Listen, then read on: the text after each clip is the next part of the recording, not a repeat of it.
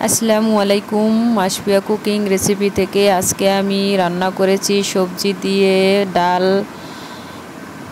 এর জন্য নিয়ে নিয়েছি একটা পাতিলের ভিতরে আলুগুলো আমি তৈলের উপর ভেজে নিলাম। নেওয়ার পরে দিয়ে দিয়েছি মিষ্টি কুমড়া কেটে রাখা, এটাকেও আমি তৈলের উপর ভেজে নেব।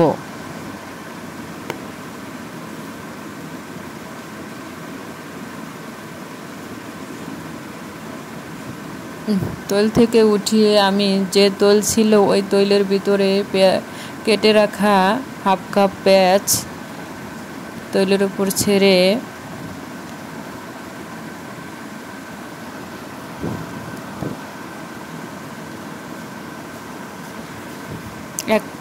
দুইটা রসুন কেটে রাখা ওগুলো পেঁয়াজের সাথে একসাথে ভেজে নিয়ে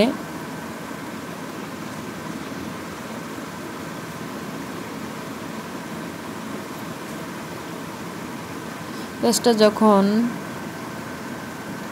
বাদামি বর্ণ হবে তখন ডালগুলো এর ভিতরে দেব। ডালগুলো আমি তৈলের উপর একটু হালকা ভেজে নেব। নেওয়ার পরে 1 চামচ লবণ, 1 চামচ হলুদের গুঁড়ো, 1 চামচ মরিচের গুঁড়ো, হাফ চামচ ধনিয়ার গুঁড়ো, হাফ চামচ জিরার গুঁড়ো। যেহেতু মরিচের গুঁড়ো 1 চামচ দিয়েছি, আমি কাঁচামরিচ দেব এর ভিতরে। দিয়ে দিলাম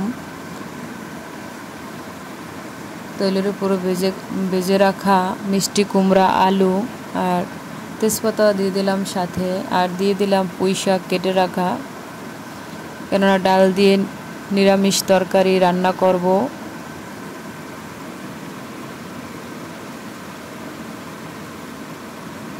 দিয়ে দেব 1 বাটি পানি দিয়ে আমি এগুলোকে আগে কষিয়ে নেব। ঢাকনা দিয়ে ঢেকে রাখবো 5 মিনিট। ঢেকে রাখার পরে কেটে রাখা কাঁচামরিচগুলো আমি যখন তরকারিটা হইব তখন তার আগেই এগুলো দিয়ে দেব।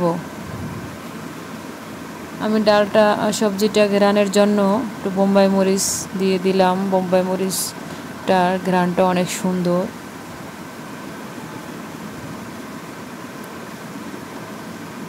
আবারও ঢাকনা থেকে উঠিয়ে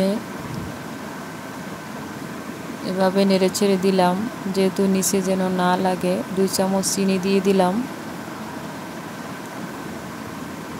দেওয়ার পরে নেড়ে চেড়ে নেব। আবার আলুগুলো সিদ্ধ হয়ে গেছে। যাদের আমার ভিডিওটি ভালো লাগবে সাবস্ক্রাইব করে পাশে থাকবেন। পাশে থাকার বেল আইকনটি অন করে রাখবেন, যাতে আমি ভিডিও আপলোড করি তা আপনাদের কাছে পৌঁছে যায়। দেখেন কত সুন্দর দেখতে। সবাইকে ধন্যবাদ।